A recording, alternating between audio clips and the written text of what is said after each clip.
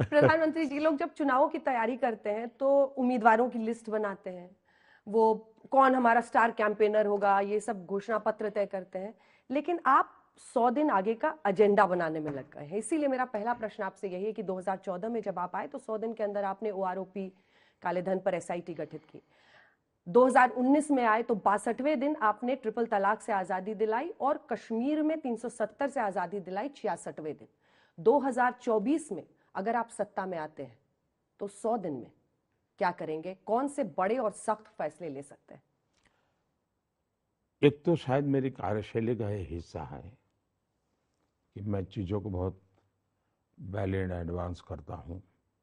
जब मैं संगठन का काम करता था तब भी मैं काफ़ी पूर्वानुमान लगाता था कि मुझे इस समय ये करना है, इस समय ये करना है। इसलिए मैं टाइम का भी ढंग से बंटवारा करता हूँ, प्रायोरिटी भी बड़ी आसानी से तय कर सकता हूँ। मैं किसी मैनेजमेंट स्कूल का स्टूडेंट तो नहीं रहा हूँ, लेकिन शायद ये मेरा काम करते करते डेवलप हुआ है। जब मैं गुजरात में था तो गुजरात में भी मैं और आमतौर पर जो क्रिटिक्स होते हैं या ऑब्जर्वर्स होते हैं वो शुरू के तबके का देखते हैं। बहू भी जब शादी करके घर में नहीं आती है तो पहले 5, 7, 10 दिन बराबर देखा जाता है, ये कैसे पैर रखती, कैसे हाँ, वो स्वाभाविक रहता है, दुनिया का स्वभाव है। तो मुझे लगा कि मुझे इसको एड्रेस भी करना चाहिए और मैं उस दिशा में चला। अब एक बड़ी इंटरेस्टिंग घटना बताता हूँ। 26 जनवरी को गुजरात में भूकंप आया, भयंकर भूकंप था। मैं उस समय पार्टी का काम करता था। अक्टूबर 7 को मुझे अचानक सीएम बनना पड़ा। सीएम शपथ लेकर के मैं सीधा भूकंपग्रस्त इलाके में चला गया। 2-3 रात में वहीं रहा, देखा सब चीजें। पहले वॉलेंटियर के रूप में देखता था, अब मैं सीएम के रूप में देख रहा था। फिर मैंने आकर के मीटिंग ली मेरे अफसरों की, तो सबने बताया साहब मार्च महीने तक ये हो जाएगा, मार्च में। मैंने कहा सबसे पहले तुम्हारा ये मार्च वाला बजट कैलेंडर है, उसको कागज को ऐसे बाजू में रख दो भाई, मुझे बताओ 26 जनवरी के पहले क्या करोगे। मैंने कहा दुनिया 26 जनवरी को देखने आएगी कि एक साल में क्या किया, सारा प्रीपोन करिए, मुझे बताइए। फिर मैंने पूरी मशीनरी को मोबिलाइज किया और मैंने यहाँ शायद 24 जनवरी को दिल्ली में आकर के प्रेस की थी और मैंने देश को रिपोर्ट कार्ड दिया था। और उस समय जैसी मेरा अनुमान था, बहुत बड़ी मात्रा में मीडिया गुजरात पहुंचा हुआ था और वो मीडिया पहुंचा हुआ था जो चाहता ही था कि हमारी चमड़ी उधेड़ दे। लेकिन मजा आप देखेंगे 24, 25, 26 जनवरी की रिपोर्ट वाहवाही के सिवा कुछ नहीं था। और उसका एक कारण ये था कि मैंने मार्च के डेड एंड को प्रीपोन कर लिया। तो मेरी टीम का उत्साह बढ़ गया कि यार देखिए सफलता काम रिकग्नाइज हो रहा है। तो मैं इसकी ताकत समझता हूँ और इसलिए मैं एक 100 दिन का। दूसरा, मैं ये नहीं चाहता हूँ कि सरकार चलती है यार कोई अच्छी चीज आ जाएगी तो देख लेंगे, जी नहीं। सरकार मुझे चलाना है, सरकार चलती है इसके लिए मुझे लोगों ने नहीं बिठाया है जी। मुझे देश में कुछ चीजों को चलाना है, मुझे कुछ चीजों को बदलना है।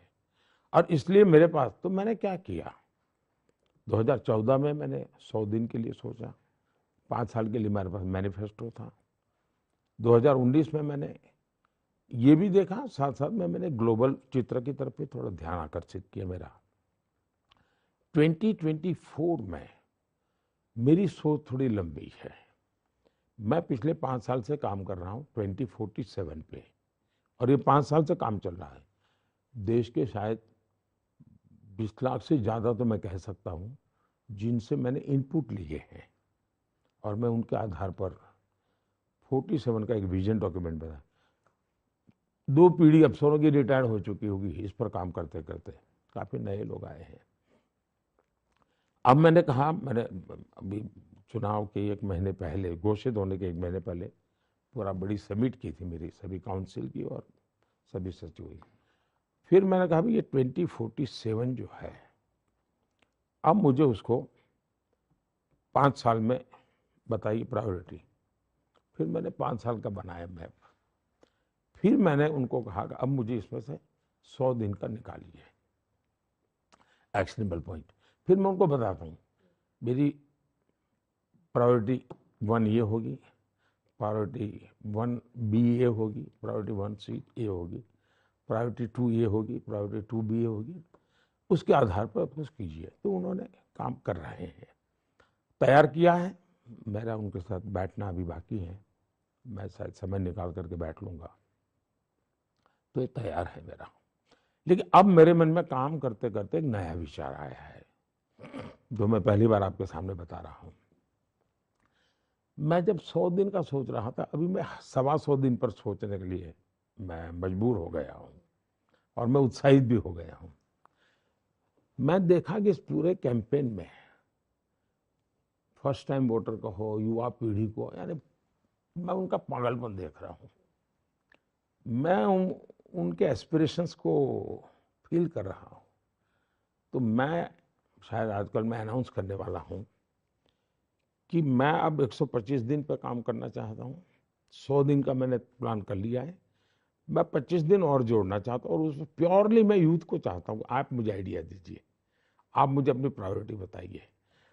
तो मैं 25 दिन टोटली डेडिकेट करना चाहता हूँ मेरे देश के युवाओं को। तो 125 का मैं अब करूँगा काम, 100 से मैं आगे बढ़ रहा हूँ 25 दिन का। तो हो सकता है सर हमारा कार्यक्रम देखने के बाद, ये इंटरव्यू के बाद शायद यूथ अपने आप ही अब आपको मैं आइडिया पहली बार आपके सामने बोला हूँ, जी तो हो आप सकता बता है सकते कि हैं यूथ बहुत को ही लोगों को अच्छा लगेगा। हाँ। जी।